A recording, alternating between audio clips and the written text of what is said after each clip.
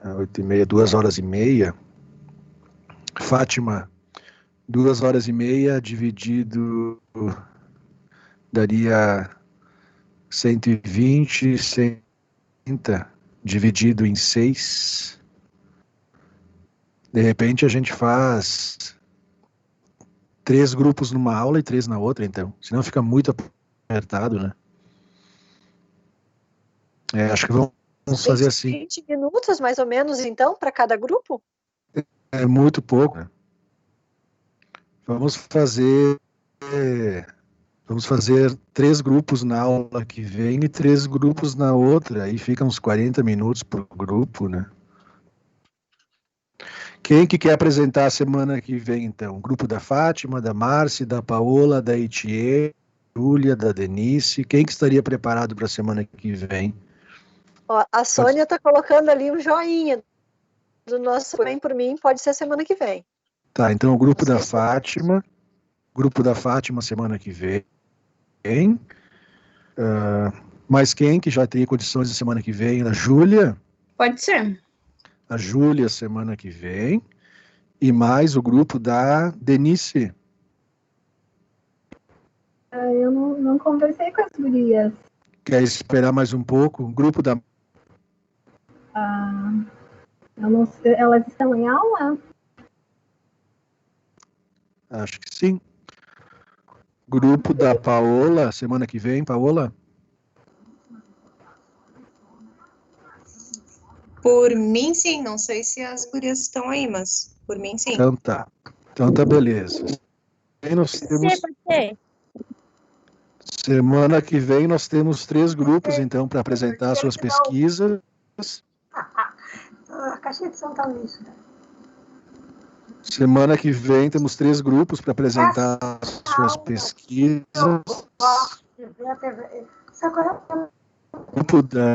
O grupo da Fátima e o grupo da Paola. Aí fica com um tempo considerável, né? Para vocês exporem o psicopata que vocês escolheram, para vocês exporem a escuta que vocês fizeram, a análise, de repente até uma entrevista, um vídeo, algum... Rui, tu pode gravar a aula para nós?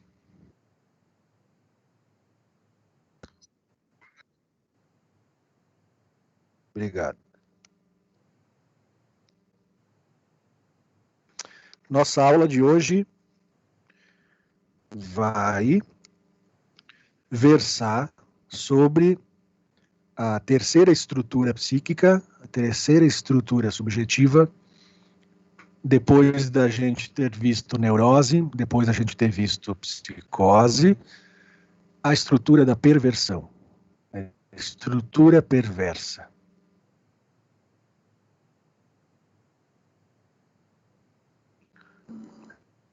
Perversão, termo antigo, pessoal, que vem lá da teologia moral, né, cristã, então, na época da escolástica, como vocês sabem. Tem daquela época para falar de todo tipo de comportamento sexual contrário à natureza, contrário às funções de reprodução, tá? Então, o termo nasce dessa ideia de que tudo aquilo que do sexual teria relação contrária às funções biológicas de reprodução seria perversidade, perversão. Contrário à natureza, também contrário à...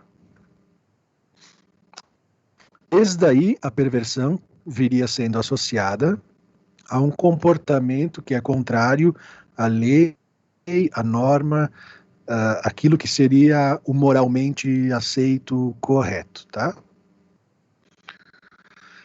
Aos poucos, muito aos poucos, a perversão vai deixar um nome dado a esse tipo de comportamento para ser utilizada, essa palavra, esse conceito, como uma estrutura subjetiva.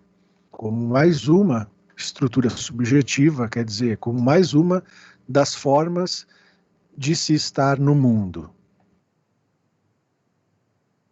Então demorou bastante, né? Foi preciso o advento ali da psiquiatria e da psicanálise para a perversão ser utilizada como um nome de uma estrutura, além da neurose e psicose. Como é que a gente vê, portanto, essas manifestações da estrutura perversa em sintomas descritos no nosso CID-10 e no nosso DSM? Vocês me acompanham lá, né? CID-10. No CID-10, as perversões no código F65, onde a gente encontra os transtornos de preferência sexual, machismo, travestismo, exibicionismo, voyeurismo, pedofilia, sadomasoquismo, coprofilia, necrofilia, etc. Encontramos também esses traços, essas derivações no código F91.3, que é o transtorno de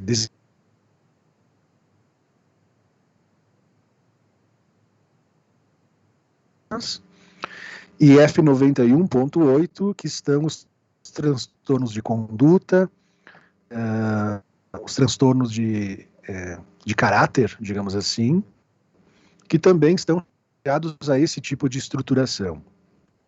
As psicopatias e sociopatias também se incluem nessas categorias. Então é mais ou menos por aí que vão aparecer os sintomas do nosso perverso, tá? Transtorno de personalidade antissocial também ela engloba a perversão e aparece lá no código F60.2, que é um dos mais conhecidos, né? Que diz de um transtorno onde aparece uma disparidade flagrante entre comportamento e normas sociais. É o transtorno personalidade antissocial. Aí nós temos as características que o CID nos apresenta, né? 1. Indiferença insensível pelos sentimentos alheios. Então, a falta de empatia. Atitude flagrante e persistente de irresponsabilidade e desrespeito por normas, regras e obrigações sociais. Letra C. Incapacidade de ter relacionamentos, embora não haja estabelecer. Então, consegue estabelecer relacionamentos, mas não consegue manter. Baixa tolerância à frustração e baixo limiar para descarga violenta ou agressiva. Incapacidade de culpa e de aprender com a experiência, particularmente de punição. Dificuldade em sentir culpa e de aprender com a punição. Esse é o antissocial, né? Propensão marcante para culpar os outros, oferecer racionalizações. Racionalizações quer dizer, é um uso instrumental da razão para justificar de formas incoerente, muito perspicaz, o seu delito, o seu crime. Aquela questão da dissimulação, né? Foram chamados de pacientes psicopatas e sociopatas, muitas vezes sendo considerados intratáveis pela psiquiatria, e depois foram nomeados como portadores de um transtorno. São pessoas desonestas, sem presença de vergonha ou ansiedade. Não tem angústia, não tem vergonha. Portanto, também incapacitados para o amor, né? Relacionamento interpessoal superficial ver esses pacientes. Lá no D,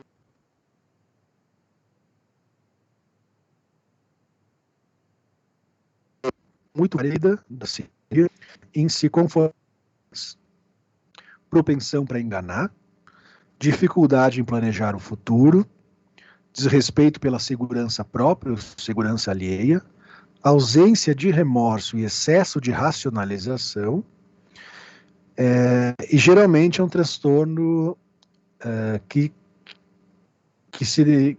afeta mais, digamos assim, o homem, mais do que a mulher, tá? Então, vimos aqui os códigos onde pode se inscrever o nosso perverso, vimos detalhadamente mais o que tem a conduta antissocial, e agora a gente entra um pouquinho na psicodinâmica, na etiologia e na compreensão da clínica a respeito dessa forma de estar, né? Primeira questão que a gente precisa entender da problemática da perversão. O título vocês têm aí no texto é A Perversão e a Lei. Então, por estrutura perversa, amigos, a gente vai entender que, enfim, é uma estrutura, portanto, tem a sua função defensiva própria, né? E vocês sabem que toda estrutura psíquica é a forma com que o sujeito acaba conseguindo se defender da falta, é o que funda a estrutura, né, frente à falta.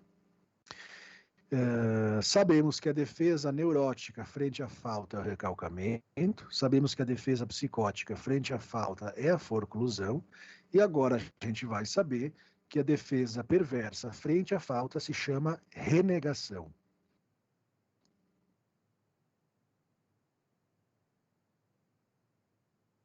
Então, quando a gente fala de renegação, a gente fala de estrutura perversa, tá? Isso tem que ficar claro para vocês. Renegação e outra forma defensiva que se chama clivagem do eu, clivagem do ego. Então, são os dois mecanismos fundamentais de estruturação perversa, renegação e clivagem do eu.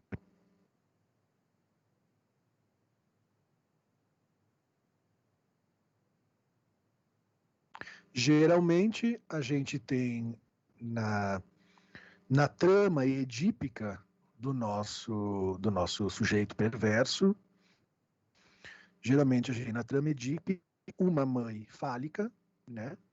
Portanto, uma mãe que não apresenta a sua falta para o filho, certo?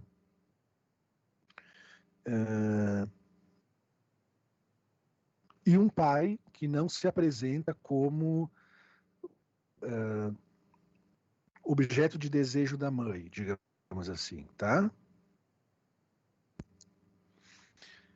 Bem, isso faz com que o nosso sujeito tenha dificuldades para inscrever a castração do grande outro, a falta do grande outro, mas ele acaba tendo notícias, né, dessa falta, dessa castração, diferente da psicose. Vocês sabem que na psicose o sujeito não registra a questão da diferença sexual, a questão da castração, a questão da falta no outro, e a lei da interdição, né, a lei da falta. O perverso registra essa falta, registra a diferença sexual, registra a castração, mas só na condição de que ela apareça no outro. Então, isso é fundamental para a gente entender isso que a gente chama de renegação. Renegação quer dizer negar duas vezes.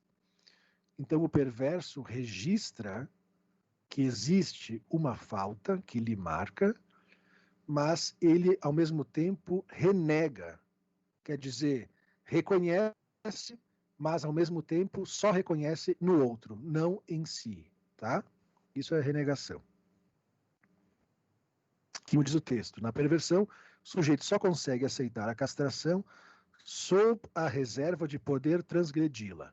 Então, ele aceita a falta, a castração, a interdição, desde que ele possa transgredi-la.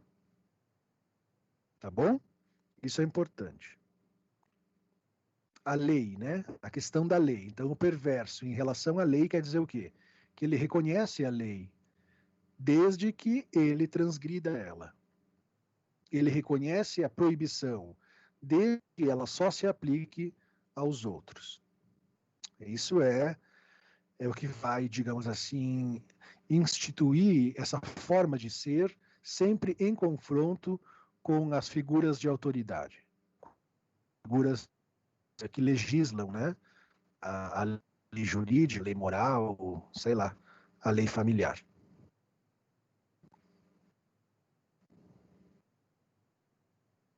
Portanto, ele passa a ser aquele, já que ele reconhece que há uma lei, ele passa a ser aquele que pronuncia a lei, que enuncia a lei, que representa a lei.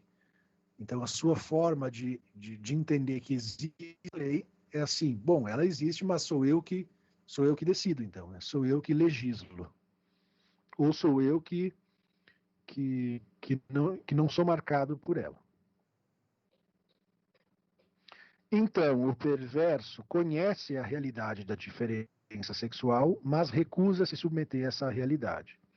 E aí, claro, né, que uma personalidade é apresentar para nós sempre de forma muito sedutora, sempre de forma muito invejável, sempre de alguém que atravessou os limites, alguém que teve coragem, alguém que tem aquilo que a gente não tem, que é uma personalidade de alguém que não está coibido, né? Que não está inibido, circunscrito, cerceado pelas leis. Então, os perversos, muitas vezes, são pessoas muito interessantes. Né? Por quê? Porque nós, neuróticos, temos a sensação de que a gente, né, pode só ter acesso a uma parte do gozo, a uma forma de gozar bem limitada, a uma forma de ter prazer bem, bem insatisfatória, e o perverso se apresenta no mundo como aquele que sabe realmente gozar da vida, que sabe realmente as respostas, né? Aquele que encontrou o caminho e que de alguma forma tenha para a vida feliz.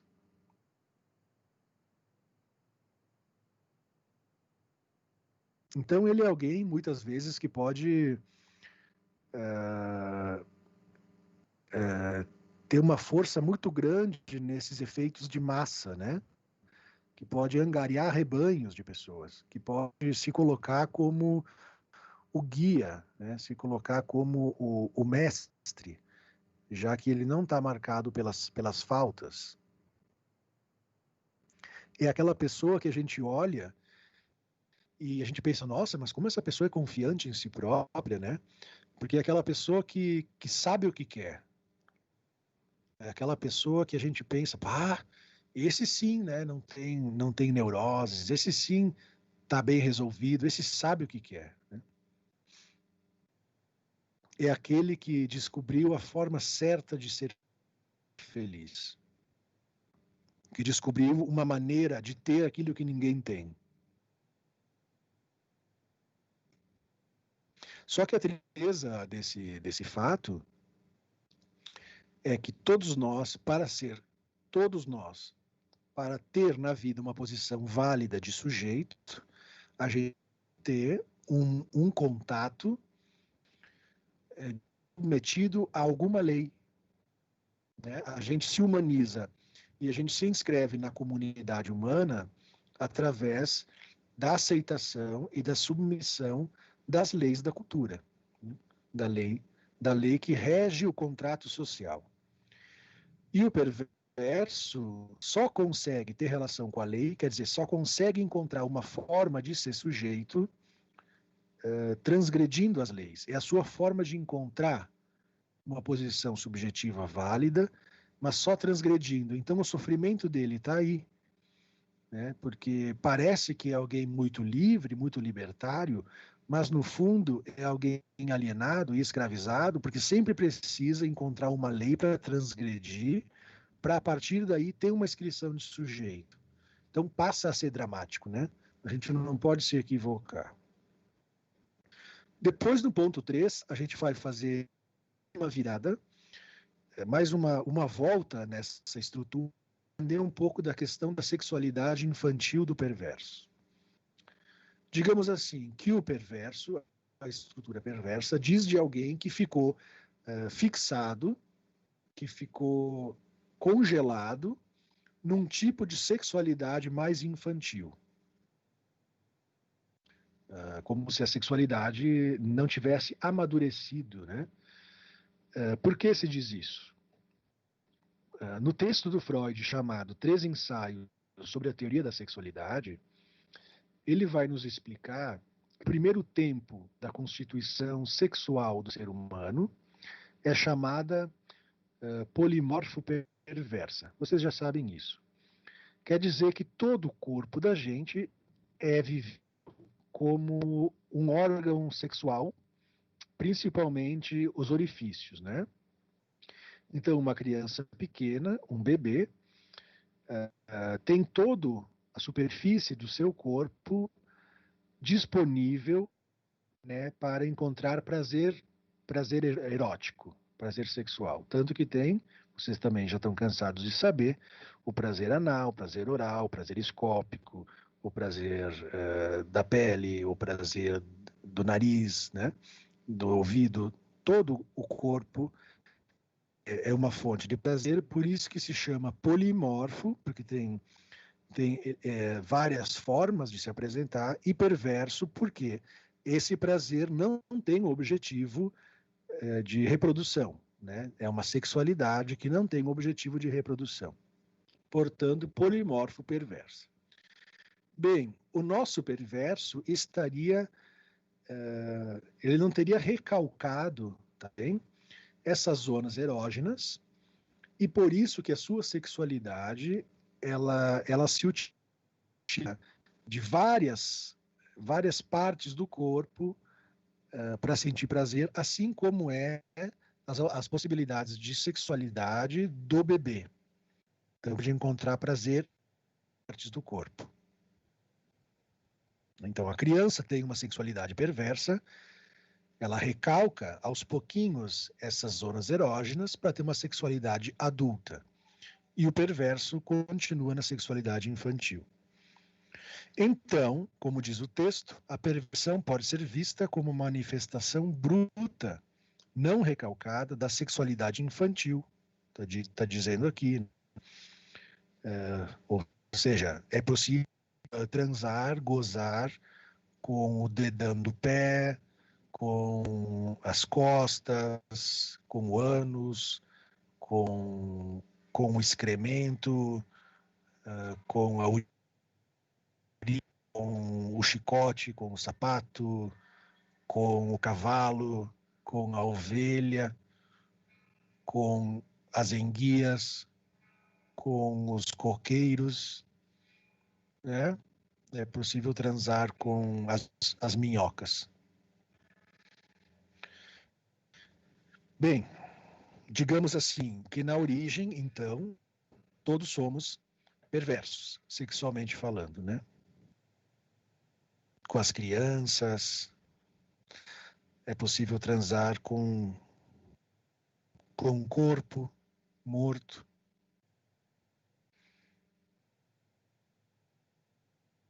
Tá bem? Então, falamos de uma sexualidade não recalcada. Indo para o item 4, a gente vai estudar esses dois mecanismos principais da estruturação perversa, que é a renegação, ou como se diz em alemão, Verleugnung, se fala Verleugnung, né? A clivagem do eu, e o outro fenômeno paradigmático da perversão, que é o fetichismo. Então, quando a gente fala desses três elementos, vamos dizer assim, a gente está falando do funcionamento perverso. Fetichismo é o paradigma do funcionamento dessa estrutura.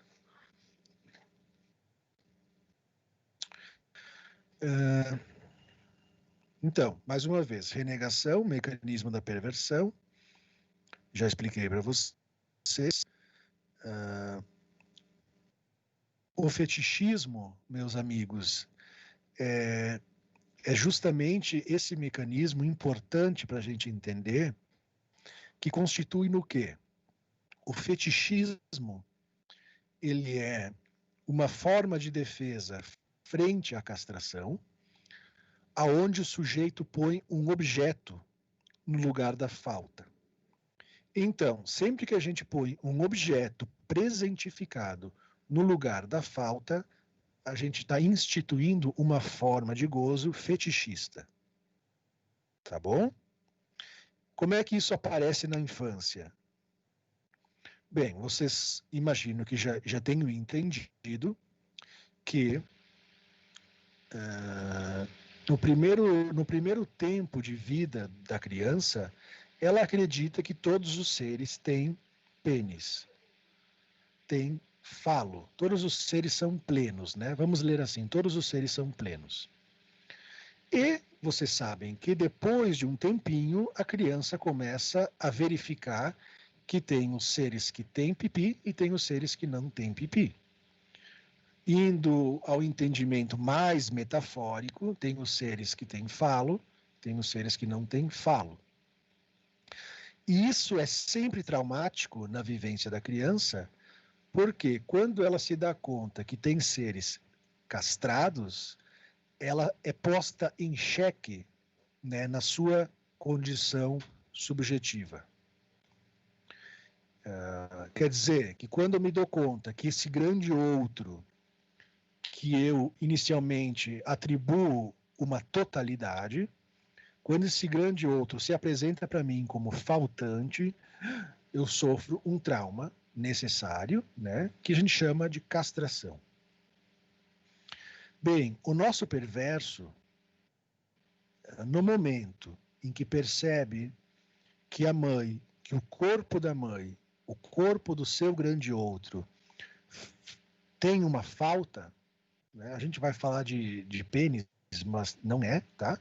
Quando esse grande outro tem uma falta, a sua incapacidade simbólica de lidar com isso é tão grande que ele vai localizar esse objeto faltante em algum outro lugar do corpo da sua mãe.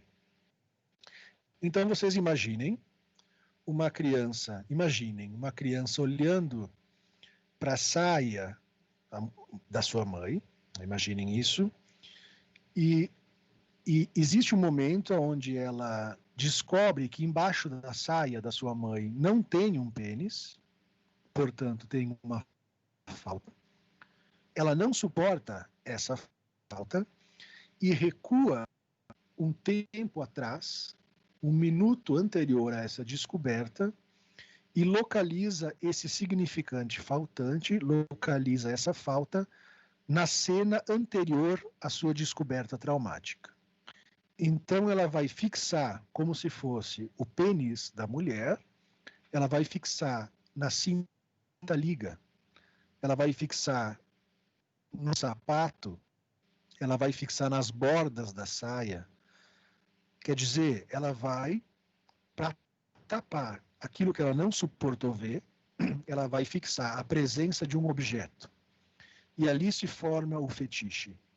Ela vai, então, ficar fetichizada pelo salto alto, pela cinta liga, pela calcinha, pelo tipo de roupa, pelo couro, pela pele, pelo joelho, né? Ela vai recuar e fixar a sua libido num objeto anterior à sua descoberta traumática. Então, a gente vai entender que o fetiche é justamente esse mecanismo de renegar a apresentação intolerável da castração para essa criança.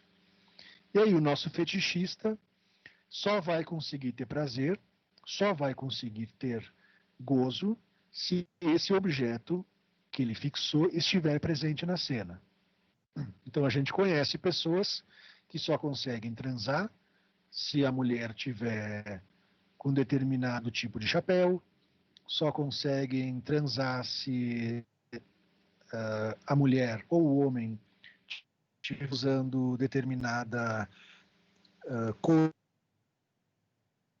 de, ou se tiver junto uma fruta específica, alguma coisa que marcou a anterioridade dessa cena. Bem, então ali nós vamos poder dizer que o fetichista, a pessoa que tem o fetiche, é uma forma de poder dizer assim, o fetiche é o pênis da mulher, tá? Se uma pessoa diz para você assim, bah, eu tenho fetiche, eu só consigo transar com a minha namorada, com a minha esposa, se eu tiver, se ela tiver usando uma calça de couro. Né? Então, o calça de couro é o pênis da mulher. Então, o fetiche faz com que o homem possa se escapar de uma relação homossexual. Quer dizer, o fetiche faz com que a mulher possa continuar a ser desejável, porque ela tem um atributo fálico.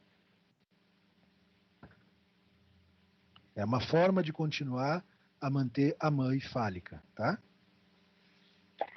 Não entendi o que tu falou da relação homossexual. Vamos dizer que, nesses casos do fetichismo, o que faz com que o homem possa desejar uma mulher é que ela tenha o falo. Compreende? Então, é o que faz com que ele não vá para uma escolha de objeto homossexual, é que ele possa manter a mulher com o falo, nesse sentido. Tá bem? Então, o fetiche é o pênis da mulher. Então, o fetichista só consegue desejar uma mulher e não ir para o campo do homossexual, porque ele consegue localizar o seu pênis num objeto, que seria a meia, o sapato, o brinco, a cor da pele, seja lá o que ele escolher como substituto. E esse objeto geralmente é inanimado, tá? Geralmente é uma coisa. Então o fetichista... Quando é duas mulheres é a mesma coisa? Sim. Mesma coisa. A gente não está falando... A gente fala do corpo, do pênis, da ausência do pênis, porque assim a criança vivencia na sua fantasmática original. Mas a gente está falando do grande outro, errado e não errado, tá? Nesse sentido. Quer dizer, como é que desejar ser um fetichista? Ele é alguém que se aficiona pela imagem da mulher toda poderosa, da mulher potente, plena. Né? Então ele se aficiona na imagem da mãe fálica. Então o fetiche,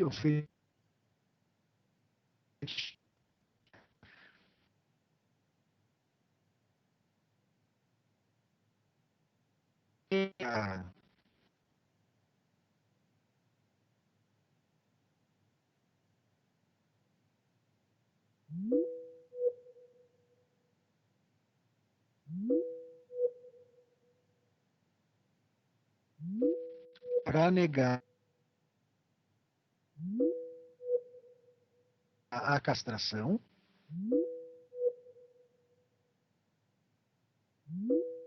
a castração, ele vai idealizar, fazer aquele jogo de semblante que é possível haver a mulher fálica. Esse é o gozo, tá bom? Diferente do trans. Então a gente localiza o funcionamento do travesti mais no campo da perversão e o funcionamento do trans mais no campo da psicose, tá?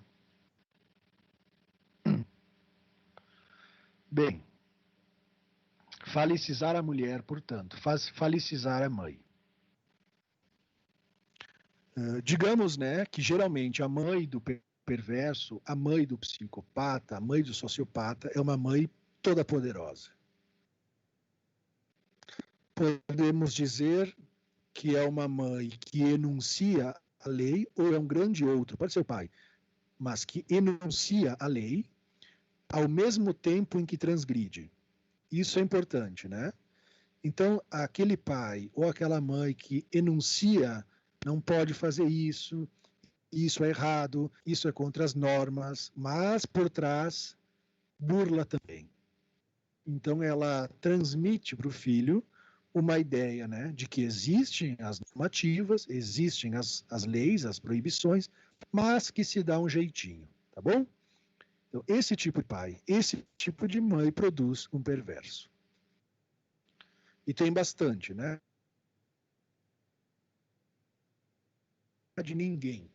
Tem que ser honesto, não pode roubar de ninguém.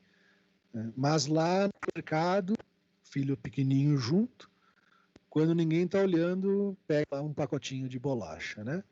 Certo? É isso aí, é essa ambiguidade do comportamento. E a outra forma de lidar com isso a gente chama de clivagem do ego, que quer dizer o quê? O ego é essa instância que vocês sabem, que se relaciona, que é a ponte de relação do mundo interno da gente com o mundo externo, é o eu. E o ego do perverso, por causa desse mecanismo de renegação, o ego se divide. Quer dizer, uma parte do meu eu reconhece as coisas erradas, as coisas certas, e outra parte do meu eu nega.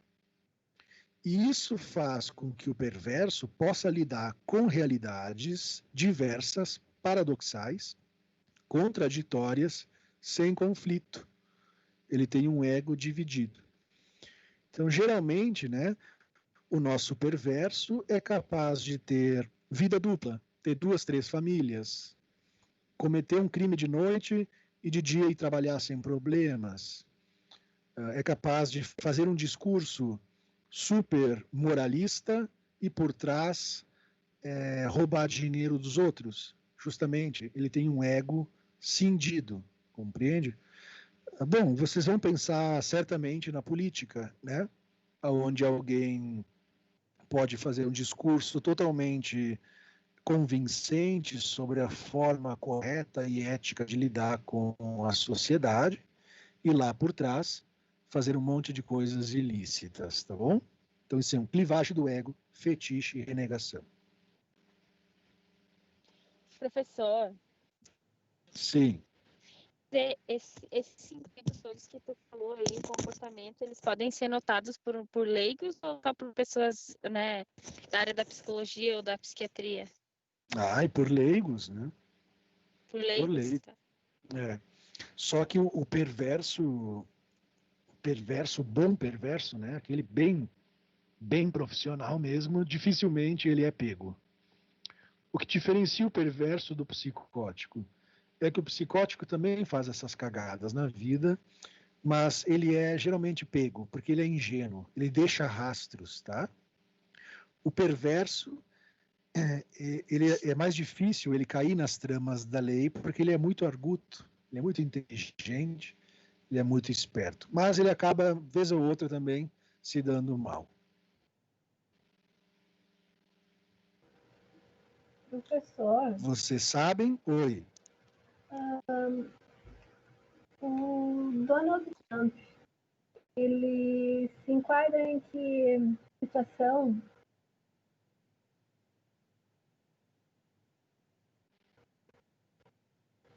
Me ouviu?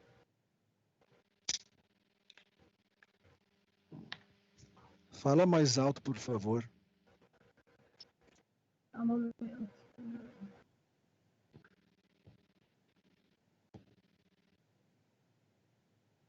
O Donald Trump, ele se enquadra em que situação? Pela forma, pela personalidade que ele é e como ele está agindo agora de não aceitar a derrota. Eu não me arriscaria a falar porque eu conheço muito pouco, mas pelo jeito tu está associando ele a esse tipo de funcionamento. Sim, porque ele quer impor a lei dele. Ele não aceita nada. A gente não poderia falar que se trata de uma estrutura, porque é mais difícil, mas a gente pode falar que é um funcionamento perverso, né? alguém que se nomeia o portador da lei, né?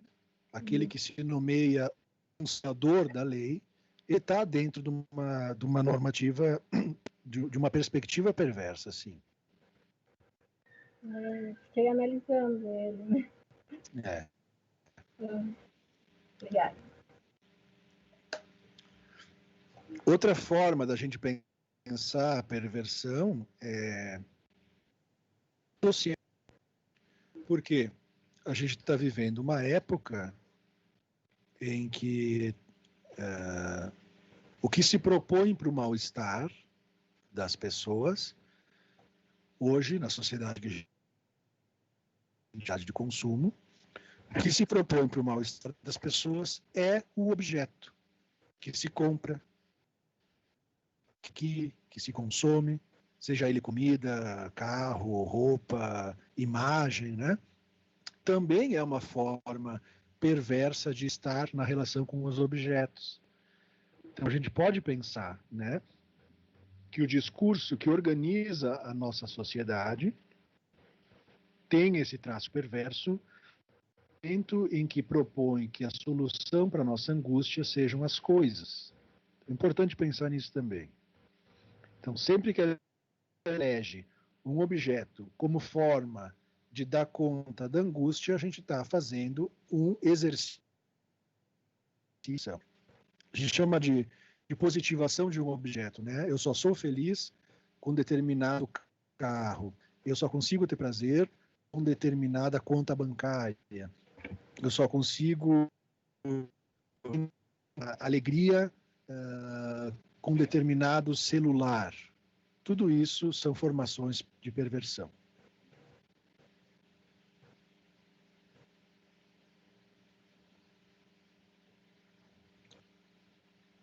É uma forma de controlar a angústia, né, pessoal? Quando a gente localiza a solução para o nosso problema numa coisa, a solução para o nosso enigma existencial, né? A solução para o enigma do nosso desejo num objeto, a gente está tendo uma perversão. Então isso aparece muito também na relação do toxicômano com a droga, né? A gente vai pensar na relação de um viciado com a droga, onde só é possível existir com aquele objeto, a gente também está falando de uma dinâmica perversa. Se eu só consigo dar aula para vocês tomando água com gás, natural, né? Consigo dar aula só tomando água, não consigo dispensar esse.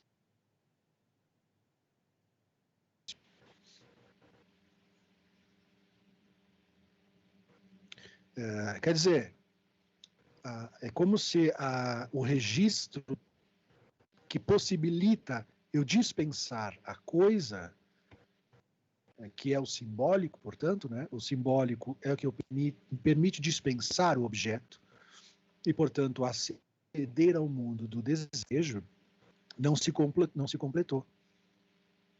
Aqui no texto que eu deixei para vocês, no final do item 4, tem ali os 3 tempos de recusa da castração.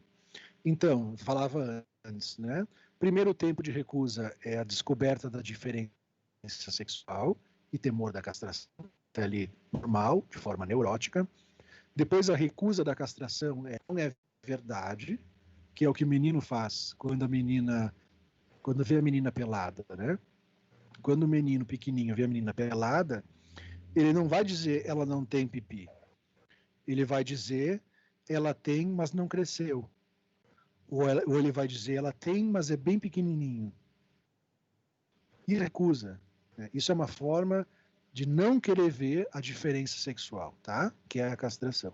Então ele já faz essa recusa, que também é neurótica no início, né?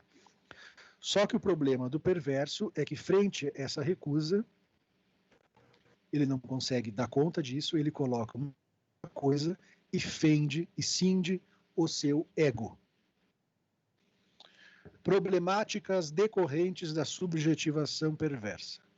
Até aqui tudo bem, Emanuele?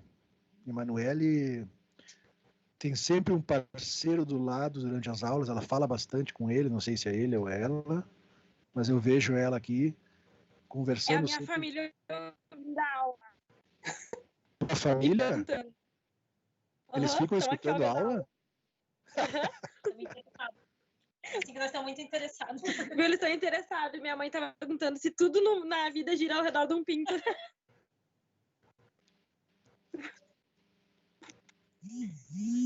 Diz para tua mãe que na economia psíquica da criança,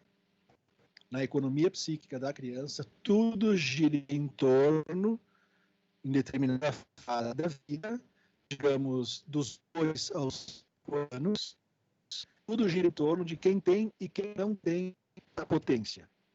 Não é o pinto, né? É o significante, é o representante da potência. Ou melhor, o representante do desejo, que a gente, em psicanálise, chama de falo. É o representante da potência desejante do sujeito. Tá bom? Então ela sabe, a tua mãe, que quando tu era pequenininha, tu ficava perguntando, né? E olhando, ver quem tinha pipi e quem não tinha, né? Olha embaixo da fraldinha da boneca, vê se tem ou não tem pipi.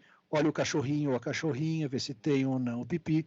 Que quer dizer o quê? É a forma de instituir uma diferença entre ser castrado e ser pleno. Só a potência desejante do ser humano está em ser castrado. É ser castrado que nos faz querer desejar a vida. Tá bom? Problemáticas decorrentes da subjetivação perversa. Na subjetivação, e eu já falei para vocês, o sujeito só consegue encontrar a lei, portanto, encontrar o desejo, burlando a lei, né, burlando a castração. Outra problemática derivada da subjetivação perversa é que o perverso não consegue amar, tá bom? Não consegue amar. A gente amar alguém, a gente tem que inscrever que algo nos falta. Para eu amar alguém, eu preciso sentir que algo me falta, tá bem? Como o perverso não sente que algo lhe falta, ele não consegue amar. Outra problemática é o consumismo. O perverso acredita que a sua forma de estar no mundo se resolve com os objetos, com as coisas. Então ele é alguém que fica escravizado pelos imperativos de consumo da cultura. Tem que ter tudo, tem que ganhar bastante dinheiro, tem que ter mais casas, mais carros, tem que fazer plásticas, tem que ser belo, né? Tem que botar coisas no buraco que lhe angustia. Outra questão problemática da estrutura perversa é que o outro, o parceiro, seus amigos, seus empregados, seus chefes, seja quem for, o outro é sempre objetalizado, dessubjetivado. Quer dizer que não existe a condição de empatia, de saber que o outro sofre, de que o outro tem sonhos, de que o outro tem projetos, de que o outro tem expectativas. O outro é um mero instrumento da sua busca pelo gozo, tá? Outra problemática decorrente da subjetivação perversa é a ausência de culpa. É ausência de culpa no sentido de que se existe a lei e ela só está nos outros, eu não me sinto culpado. Portanto, o perverso não sofre com a culpa e muito pouco com a angústia. Outra problemática decorrente da subjetivação perversa é que o perverso desvalida as tradições.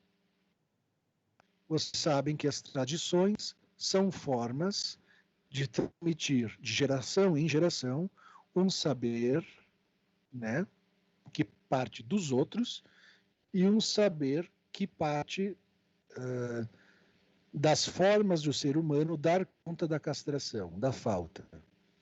O nosso perverso não valoriza as tradições, não valoriza o CTG, não valoriza as tradições acadêmicas, né? Não valoriza o saber dos seus ancestrais, não valoriza as autoridades, as hierarquias. Tudo isso é conversa para bobo, né? Então é alguém que tem dificuldade com as autoridades. Outra problemática decorrente da subjetivação perversa é que a jogada que ele se usa para não se angustiar é provocar angústia nos outros. E isso é muito presente, né? Como que o perverso faz para não angustiar? Fazendo a angústia aparecer no campo do outro. Fazendo a angústia aparecer sempre no campo do outro, tendo dificuldade com empatia, vai resultar numa pessoa que mais cedo ou mais tarde vai sofrer por não conseguir estabelecer vínculos afetivos, não conseguir estabelecer relações duráveis, honestas, não consegue estabelecer amizades verdadeiras, não consegue estabelecer laços familiares ricos e genuínos. E ali, de repente, pode aparecer angústia e, de repente, pode fazer com que o perverso busque atendimento psicológico.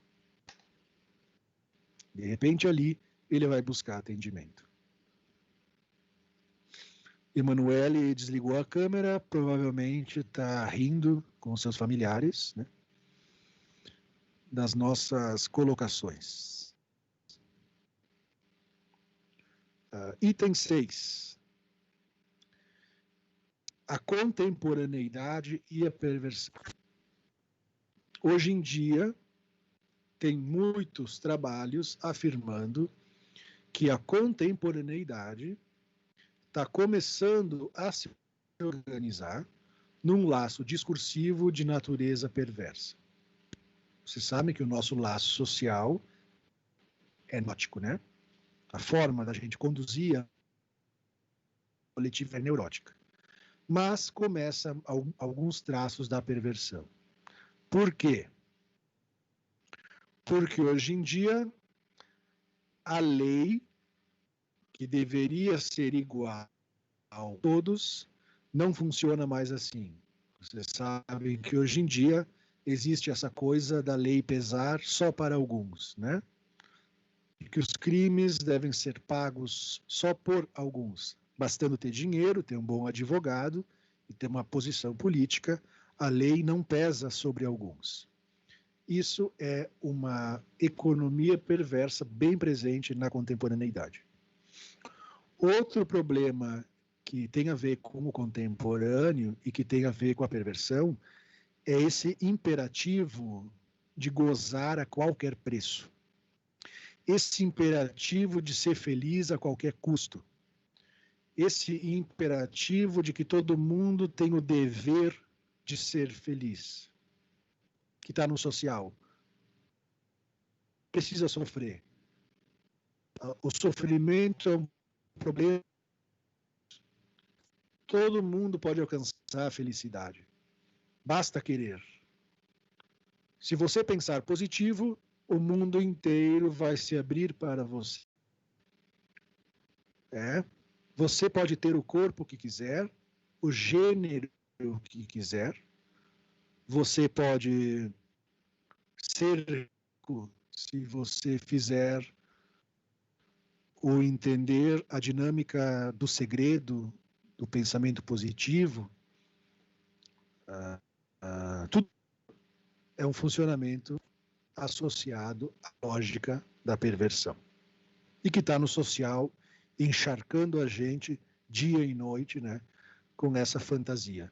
Bastante infantil, bastante fantasiosa, mas tem gente que acredita, né?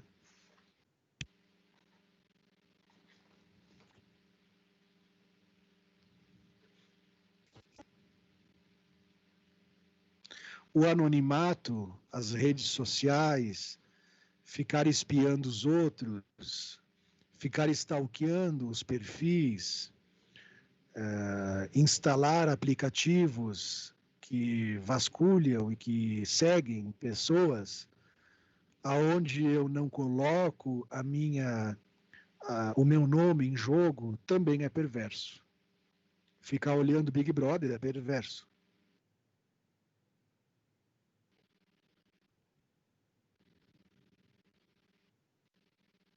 Mas tem um lado positivo que a gente não pode esquecer, que a gente deve muitas coisas aos perversos, porque são pessoas que realmente, às vezes, conseguem produzir ganhos para a nossa cultura, né? Conseguem atravessar limites, conseguem inventar coisas, conseguem derrubar determinadas normas, conseguem instituir novas filosofias. Então, tem um lado bom. E tem um lado bom também, a perversão, porque se ela for bem encaminhada de forma sublimatória, pode dar excelentes advogados, excelentes escritores, excelentes cirurgiões, excelentes embalsamadores, né? Pode dar excelentes profissionais, se conseguirem sublimar direitinho os seus impulsos perversos. Excelentes policiais, tá bom? Psicólogos não, né? Psicólogos é difícil, né? Porque o psicólogo goza muito pouco. O psicólogo só se fode, né?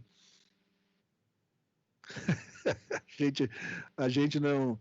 Se a gente for adequado na nossa função de psicólogo, a gente não tem muitos prazeres, a gente não encontra muita potência no nosso fazer, a gente não vai se achar o máximo com o que a gente faz, com o que a gente estuda, a gente realmente fica mais dado a uma posição depressiva, né? Pois bem, estamos falando aqui das possibilidades de encaminhar bem a perversão. A gente entra aqui no item 7, né?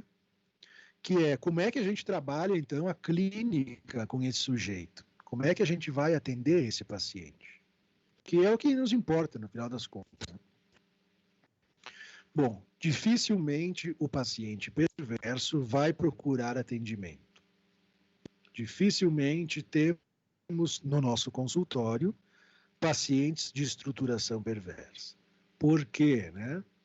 Porque vocês sabem que para estabelecer um pedido, uma demanda de terapia, a gente precisa inicialmente sentir que algo nos falta e depois supor que alguém tem para nos dar alguma forma de solução.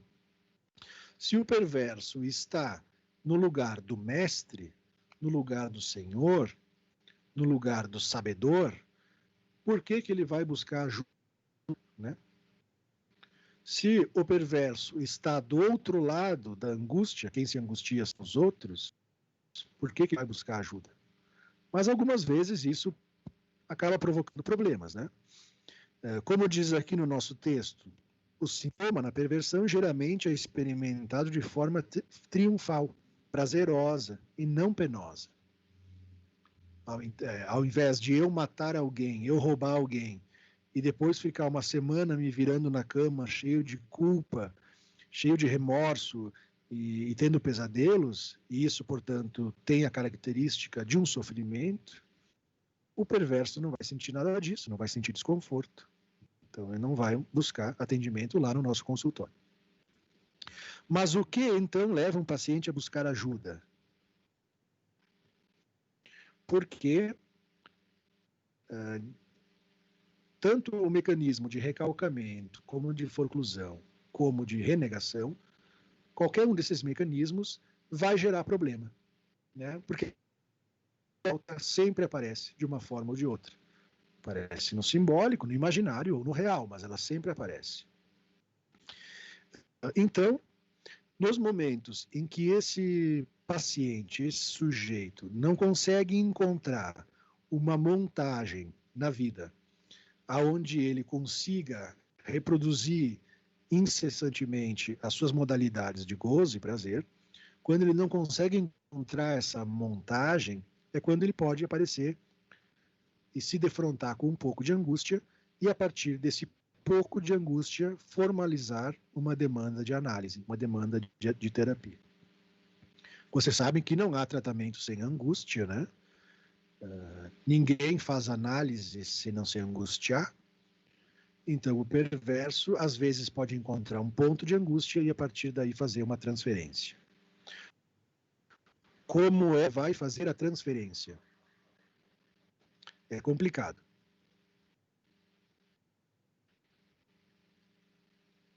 É complicado por quê? Se o perverso, o paciente perverso, se defende da angústia,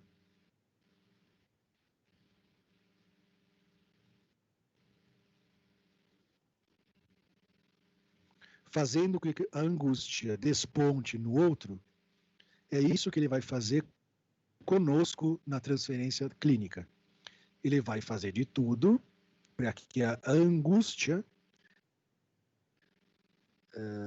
desponte no nosso lado, no lado do analista, no lado do terapeuta.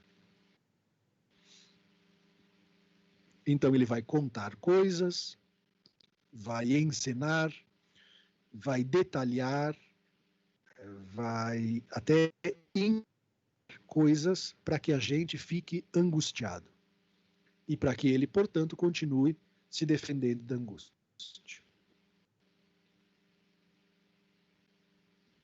Vai falar das suas peripécias criminosas, sexuais, né, para a gente se defender da angústia. Então, é difícil analisar, a gente é convocado a esse lugar de espectador apavorado com o horror que ele vem nos descrever. Bem, o que a gente tem que fazer com isso, né? Como é que a gente vai manejar essa transferência? Na situação terapêutica, portanto, o paciente pode mentir, enganar, roubar, ameaçar, agir de forma irresponsável e enganosa. O sentimento que a gente tem é de impotência, porque tudo que a gente tenta propor de intervenção não faz efeito nenhum. Então, em primeiro lugar, suportar a impotência, né? Segundo lugar, suportar que para essa pessoa o nosso saber não vale nada. Suportar que para essa pessoa a gente não tem nada importante para dizer. É ela que tem algo importante para dizer. Suportar uma transferência onde a gente é colocado num lugar de puro objeto, sem nenhum afeto, sem nenhuma qualidade sentimental, onde a gente é um joguete do paciente, né? O paciente tem um intenso prazer em perceber que ele conseguiu nos enganar, perceber que ele conseguiu fazer a gente cair numa mentira. Quando isso acontece, a gente tem que fazer, tá, rá, que legal. Tem que dizer kkk. A gente tem que, digamos assim, demonstrar que, tudo bem, né? A gente tem que demonstrar que a gente não se angustia. Quanto mais a gente consegue minimizar, trivializar esse tipo de transferência, mais a gente faz aparecer a angústia do lado dele e mais a gente consegue produzir tratamento. Então, aqui, algumas sugestões. Item 1. O terapeuta deve ser estável, persistente e totalmente incorruptível. O tratamento tem que andar numa linha onde o terapeuta, o analista, seja incorruptível, extremamente ético e moral. O terapeuta deve ajudar o paciente a fazer ligações entre seus atos e estados internos, que é a dificuldade, né, do nosso paciente é ligar o ato à sua condição interna. Então, a gente vai intervir de forma a conectar a ação, o ato, a cena com o campo dos significantes do paciente. A o modo como eu me sinto frente a esse paciente, ou melhor, a contratransferência, deve ser rigorosamente monitorada para evitar atuação da nossa parte, para a gente evitar fazer cagada, para a gente evitar resistência. Né? Então a gente tem que estar muito atento ao que a gente sente, ao lugar que a gente está sendo posto, para não se atrapalhar. Temos que evitar esperar melhoras do paciente, porque se o paciente sente que a gente está querendo muito que ele melhore, ele é capaz de piorar só para ele ter o controle da situação. Evitar esperar a melhora. Ele pode resistir justamente para nos desbancar a nossa potência. Vocês imaginam que, portanto, o nosso paciente vai começar a entrar em tratamento e a melhorar quando ele começa a se deparar com a angústia, com o sofrimento, com o mal-estar. Diferente do que a gente imagina, quando esse paciente começa a ficar meio mal, sair do controle, ficar angustiado, a gente vai dizer, bom, ele está no bom caminho. Ele está começando a se encaminhar. É a clínica da recusa, né? É a clínica da nomeação, é a clínica de fazer emergir a angústia do lado do paciente.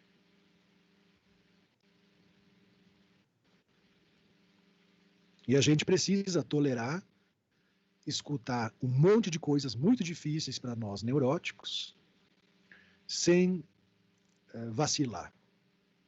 Tolerar essas fantasias, tolerar o sexo explícito, tolerar as maldades, os horrores, tolerar isso com realmente, né, uma cara de paisagem, que nós psicólogos somos bons em fazer, né? Cara de paisagem. Trivializar aquilo. Trivializar quer esvaziar de gozo, esvaziar de sentido. Então o paciente te conta ali que ele está estuprando, né, uma menininha, vizinha sua, e você diz, mas de novo, né? Fazendo isso, né? E aí o paciente se perde, né? Porque ele não está conseguindo produzir angústia.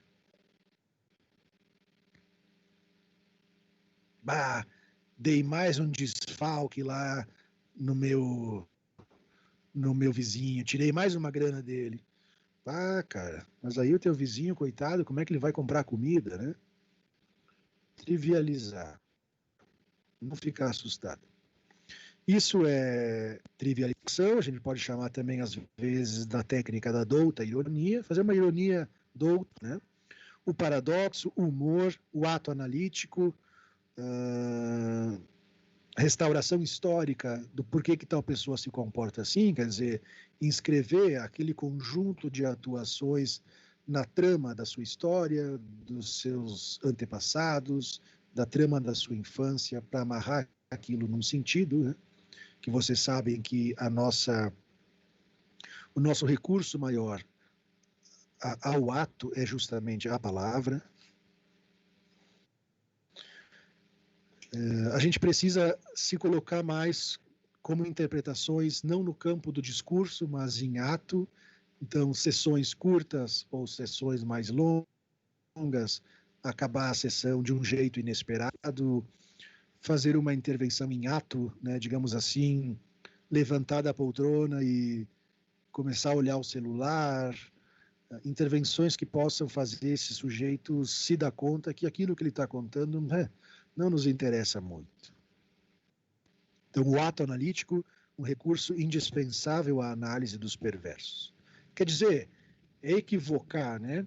Equivocar essa forma muito gozosa de contar da sua vida. Equivocar. Equivocar em ato.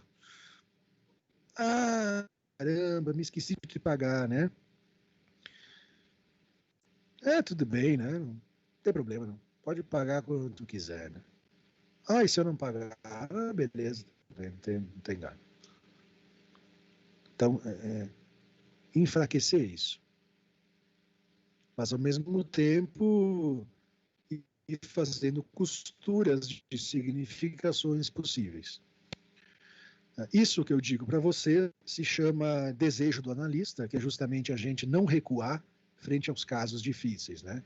A gente estar ali atento, mesmo que aquilo nos choque.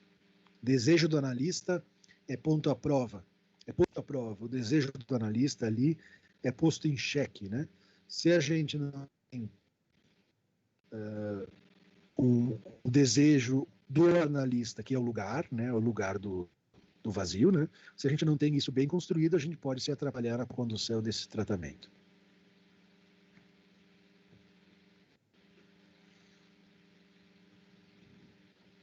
Então, o mais importante é se colocar desde uma posição rigorosamente ética. A análise não é uma estética, ela é uma ética. Ela não está ali para bonito, né? Para o belo. Ela não está ali para dar o bom objeto. Ela está ali para fazer nascer o objeto caído.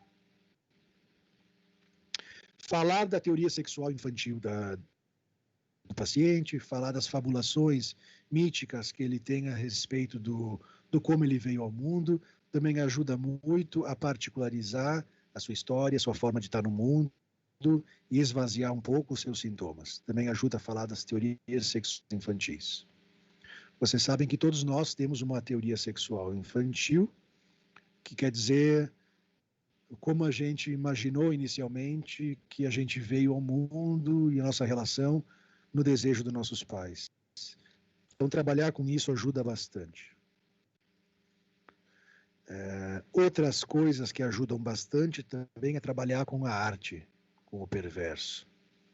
Trabalhar com a arte quer dizer tornar toda essa manifestação polimorfo-perversa em feitos valorizados socialmente, que é o conceito de sublimação, né?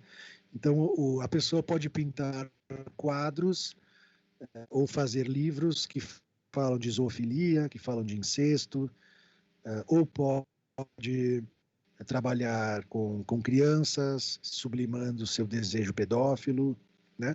Pode encontrar formas, músicas, né? Dança, pode encontrar maneiras de expressar isso de uma forma culturalmente melhor aceita.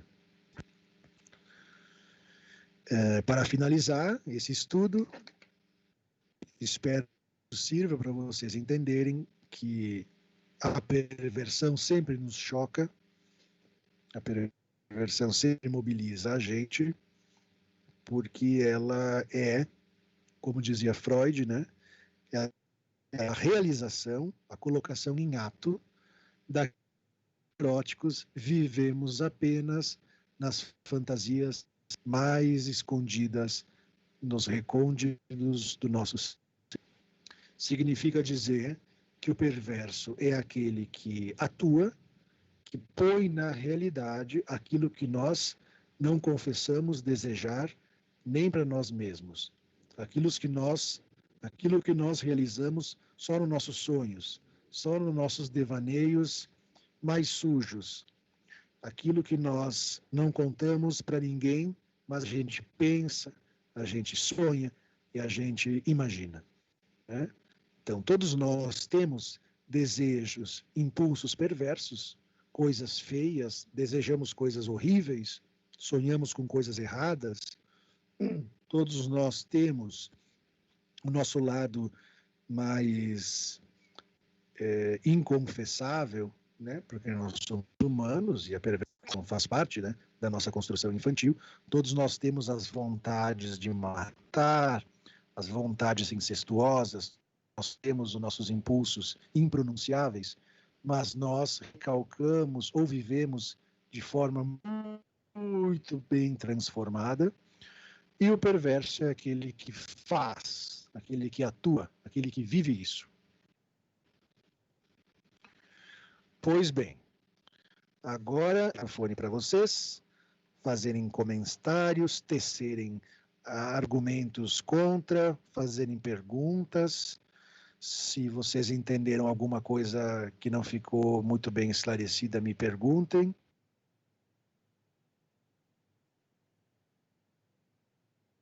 O que foi falado hoje?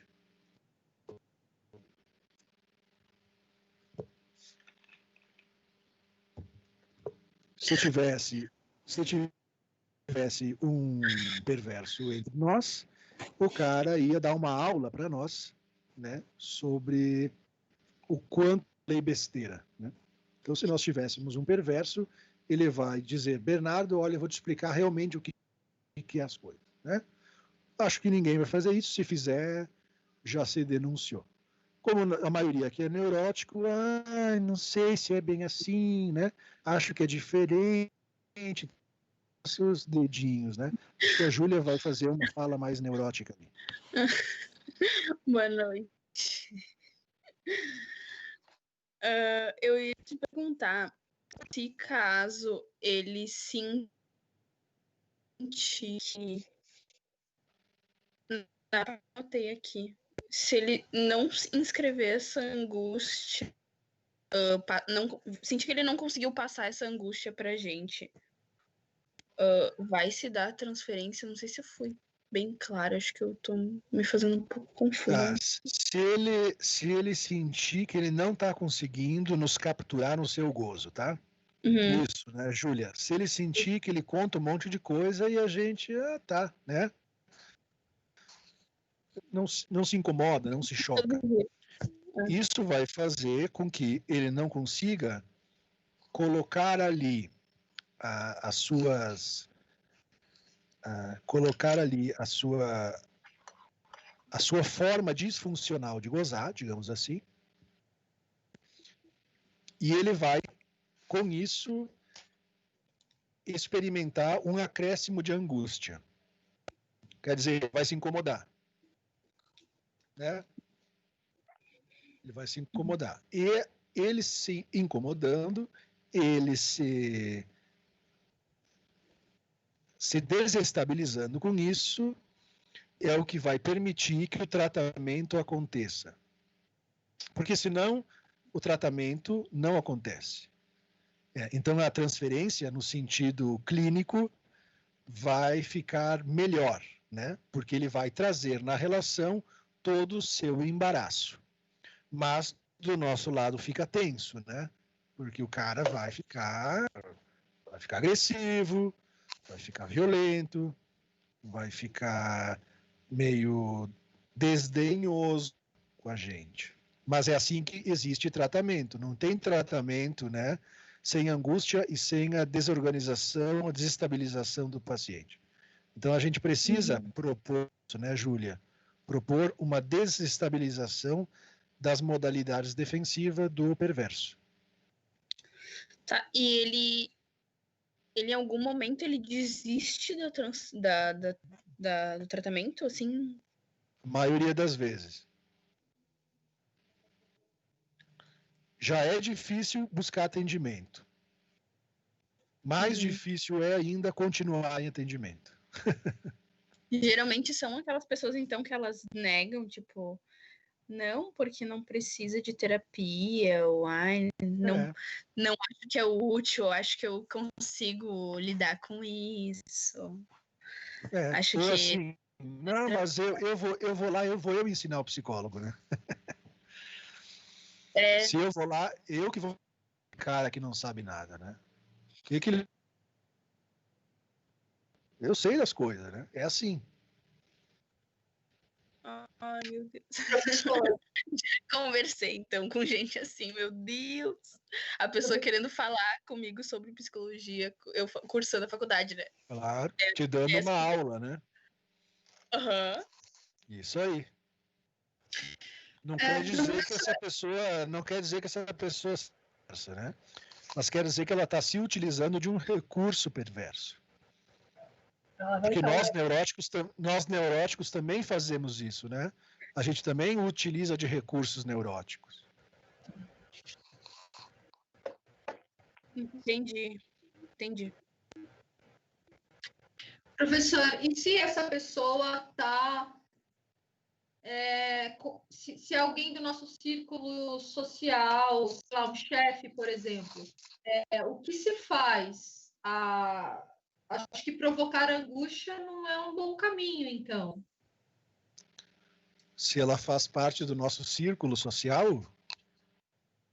Isso. Bah. Por exemplo, Olha, um o que chefe. a gente pode fazer, em primeiro lugar, é se preservar, né? Primeira coisa que a gente tem que fazer é se preservar. Primeiro, para não cair nas redes, né? Nas redes de captura da nossa angústia. Então, se é um perverso, ele vai encontrar formas, né, de nos enredar nas suas mentiras, de nos enredar nas suas manipulações. Então, a gente precisa, em primeiro lugar, se cuidar para não cair nisso. Em segundo lugar, não se mostrar muito apavorado ou muito mobilizado pelas coisas que ele faz, as coisas que ele conta. Em primeiro lugar, é preservar a si próprio, né? Em segundo lugar, não ficar numa posição de dar gratificação para o gozo, quer dizer, ficar chocado, né? Olha o que tu está fazendo, meu Deus, né? Isso ali só piora a situação. Agora, na verdade, o que a gente realmente teria que fazer é encontrar uma forma dessa pessoa aí se tratar, né? Que é difícil, viu? É difícil. Dá um cartãozinho assim, ó, assim, de repente procura lá ele para ele aprender um pouco contigo, né? Ai, ai. Mas não sei direito, acho que é por aí, viu? Tu pensou em alguma coisa? Tu pensou em alguma coisa?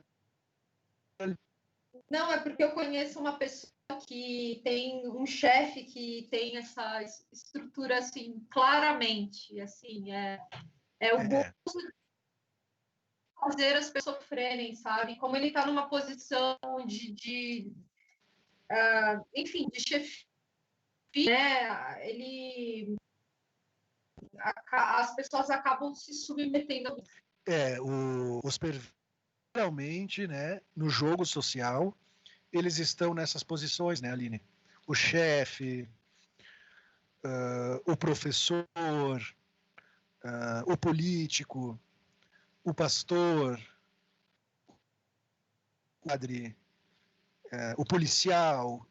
Geralmente eles se localizam nessa posição de quem detém o saber, de quem detém o poder, de quem pode manipular os outros, né? Geralmente eles estão ali, sim. E tem muito chefe de empresa assim, né?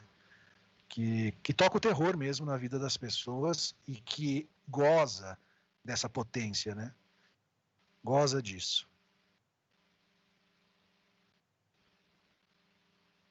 Mais alguém? Só para exemplificar, típico, tipo assim, a pessoa vai para um estado bem longe, contrata uma pessoa, promete muito para essa pessoa, larga tudo, vem e depois ele faz a vida da pessoa um inferno. Mas aí a pessoa já largou tudo para poder, e tem uma família para cuidar. Então é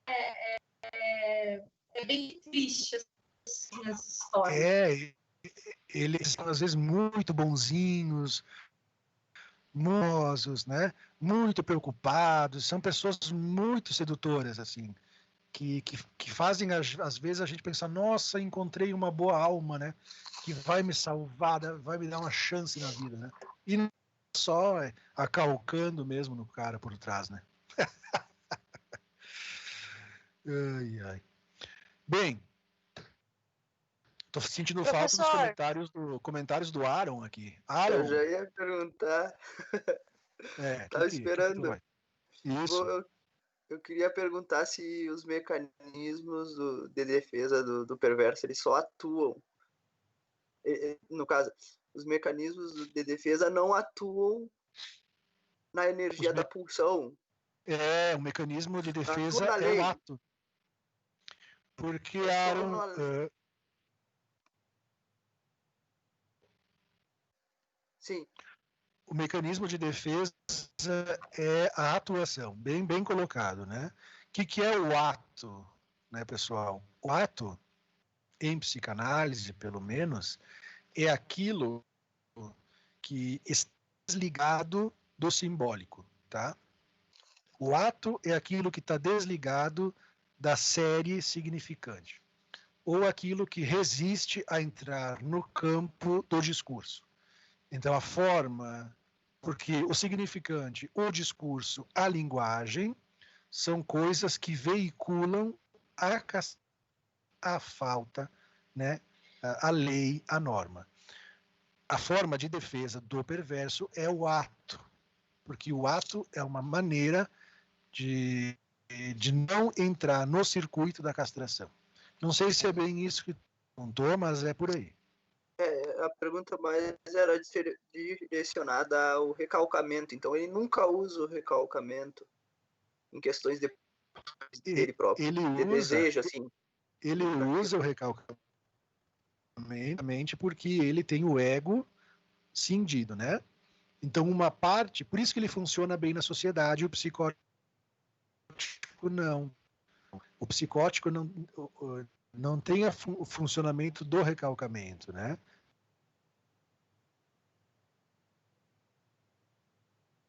É mais uma parte dele funciona de forma simbólica.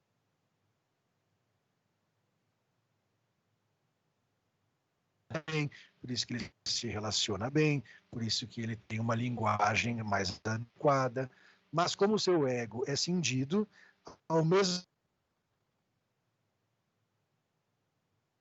outras ele consegue viver, né, fora da lei, né, então ele tem os mecanismos de recalcamento. Só que quando a gente fala de renegação, a gente está falando fundante dele, o mecanismo que está na gênese da sua estrutura é a renegação, tá? Mas o recalcamento também funciona para algumas coisas. Mas ele só usa na lei, no caso, assim, em coisas externas. Ele recalca a lei, vamos dizer assim, ou não, ele nega a lei. Ele reconhece, ele trabalha com a lei no plano da consciência, no plano do ego, trabalha com as normas no campo do pré-consciente e do consciente, mas na estrutura de base ele renega. Ele renega. Então ele tem o neurótico, né, Aaron? Ele tem o recurso do recalcamento, mas para algumas pulsões, como eu disse, para algumas pulsões, ele utiliza o recurso da renegação. Isso ele consegue coisas de neurótico, né, e coisas de perverso. Ele consegue utilizar o recalcamento para algumas coisas. Ele não consegue utilizar o recalcamento, né, Aaron, que acho que é a tua pergunta, ele não consegue utilizar o recalcamento em relação à castração. Em relação ao consegue recalcar, ele consegue só renegar. A renegação está como funcionamento na estruturação de base, né? É isso que muda toda a estrutura. Assim como o psicótico também, às vezes, utiliza o mesmo equilíbrio da sociedade, não faz cocô na rua, né? Ele não sai transando com todo mundo, ele utiliza o recalcamento. Só não tem o recalcamento na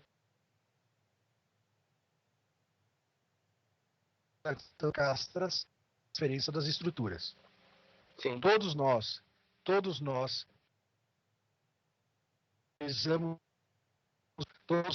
temos um mecanismo do recalcamento, seja de que estrutura for. O que muda é esse funcionamento à castração, frente à falta, frente ao nome do pai. É isso que muda. Que nós também forcluímos algumas coisas, nós também renegamos. Por isso que o neurótico pode ter atitudes perversas. Por isso que um perverso pode ter atitudes neuróticas ou psicóticas. A questão está no mecanismo de defesa de base. Tá bom? Sim. Beleza. Professor, eu fiquei pensando no quanto a gente precisa trabalhar a questão de sensibilização para conseguir atender uma pessoa assim, neste caso? É o que eu falava para ti. O que eu Não é falava para fácil, ti né? é o que eu falava para ti do conceito de desejo do analista, né? O desejo do analista, Fátima, não é o desejo da pessoa do analista, tá? O desejo do analista diz de uma função operatória que a gente teria que treinar, né? Que a gente deve ocupar enquanto a gente está atendendo qualquer tipo de paciente. Então, o desejo do analista, o que que é? É a capacidade da gente ocupar na transferência um lugar dessubjetivado. Um lugar aonde a nossa posição de sujeito não entra. Uhum. Claro que isso é impossível o tempo todo. A maior parte do tempo é impossível. Mas a gente deve ter esse horizonte do desejo do analista enquanto conceito operatório como um ideal a ser buscado. Então, quando eu estou escutando alguém que me conta uma série de barbaridades e eu consigo deixar de lado a minha moral, as minhas fantasias, as minhas ideologias, os meus medos, as minhas angústias, e escutar apenas os significantes do paciente e manejar a transferência, eu estou operando de forma ética. Fora disso, eu estou fazendo psicoterapia. Fora disso, eu estou colocando a minha subjetividade em jogo, né? Então, isso que tu me diz, de forma mais esclarecida, né, tem um nome. Então, se tu for falar teoricamente isso, tu vai dizer, Bernardo, é por isso que a gente precisa fazer funcionar adequadamente o desejo do analista, que é furo que a gente oferece para a pessoa se subjetivar da melhor forma possível, né? Uhum. Sim, é muito difícil, tem que ter muito tratamento, muita análise, tem que passar a vida estudando, tem que passar a vida se escutando para não se misturar com os problemas dos outros. Porque não assim, consegue professor, desculpa, te cortei.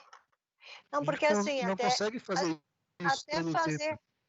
até fazer, por exemplo, né, este trabalho que nós vamos apresentar na semana que vem, já é algo bem difícil.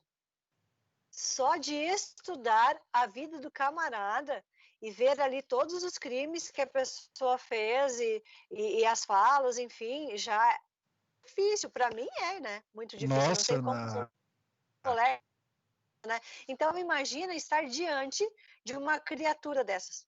Sim, toda semana, né? 2 vezes por semana.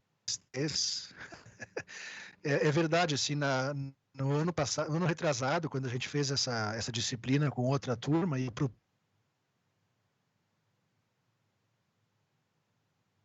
assim, onde tiveram essas apresentações, a gente sai acabado, né?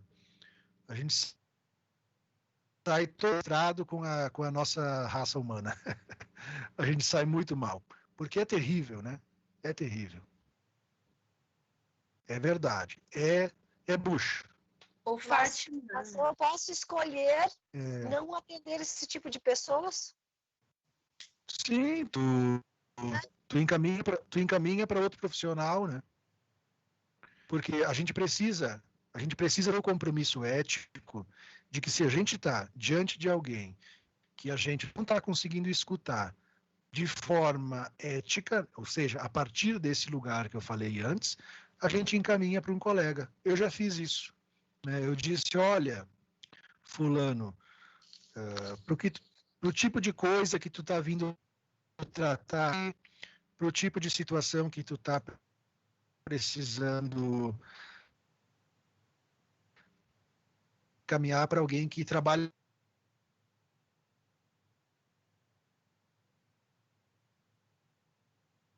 melhor com esses assuntos, né? Saber onde consegue e onde a gente não consegue, aonde a gente pode se meter e onde não. Então, quando vem um paciente que mexe muito com a gente, uma alternativa é fazer aquele peso, fazer bastante supervisão, né? Ou encaminhar para um colega que a gente ache capacitado para aquele tipo de escuta. Não precisa se forçar também, né? Mais ou menos por isso. Então, eu já fiz isso e acho que é uma forma ética de pensar o nosso trabalho e também pensar o nosso paciente, né? Porque seria uma sacanagem também com o nosso paciente a gente ficar recebendo ele no nosso consultório sem querer que ele venha, né? Ou se sentindo mal por ele. Então, é um cuidado próprio e um cuidado com a pessoa que está ali, precisando de alguém que consiga acolher ela e trabalhar com ela. Porque, no fundo, são todos sujeitos, né? Adoecidos, são todos sujeitos que têm um porquê viverem essas coisas, né? Tiveram uma infância de merda, né? Tiveram uma infância horrível e precisa ter alguém que escute eles como sujeitos. Então, por aí. Professor, agora me surgiu uma outra pergunta. No caso que tu não poderia atenuar mais os atos criminosos de um perverso se ele está fazendo terapia? Porque no caso vai angustiar o paciente e aí ele pode, sei lá, na rua lá surtar e fazer um crime qualquer. Não porque como eu falei na metade do ato é a palavra. Então, quando a gente tem um paciente que tá puro ato, né, Aaron? Tá pura atuação. E a gente faz com que ele encadeie aquela atuação com significantes da sua história, com significantes da sua família, com significantes da cultura. Quando a gente consegue fazer essa ligação do ato com os seus traumas, quando a gente consegue fazer a associação, a amarração simbólica da sua perversidade com o que ele viveu de forma mais objetificada, quando a gente consegue, utilizando um termo técnico, significantizar a atuação pura, a gente reduz de forma significativa a repetição dessas atuações. Por isso que eu disse, né? A gente vai trabalhar com esse perverso sempre no sentido de produzir ligações entre o ato e o afeto, entre o ato e a palavra, entre o ato e a sua história. A gente vai se encarregar de escrever essas coisas que ele vive numa cadeia de sentido, numa cadeia de significação. Quer dizer o quê, né? Quanto mais sentido tu vai dando para aquilo que ele está fazendo, mais aquilo se subjetiva e menos vira ação. Essa é a nossa aposta. Ao invés de fazer, me fale. Ao invés de fazer, vamos pensar juntos, né? Ao invés de matar, me conta o que tu pensa em fazer. Essas coisas, né? Que a gente faz com o suicida, que a gente faz com as patologias border, que a gente vai emprestar, de certa forma, o nosso ego para o paciente conseguir fazer conexões, porque está tudo desconexo, né? A tua sexualidade está toda desconexa. Pessoal, muito boas perguntas de vocês. Vocês são fantásticos. E já deixamos marcado, então, para quinta-feira que vem, 3 grupos vão apresentar os seus serial killers preferidos, os seus psicopatas, o grupo da Fátima, o grupo da Paola, o grupo da Júlia. E na outra quinta, o grupo da Márcia, da Etienne e da Denise. Tá certo, pessoal? Certo. Sim. Então tá. Durmam bem. Pessoal, boa noite. Boa noite. Boa noite. Tchau, tchau. Tchau, tchau. Boa noite, gente. Tchau. Boa noite. Boa noite. Noite.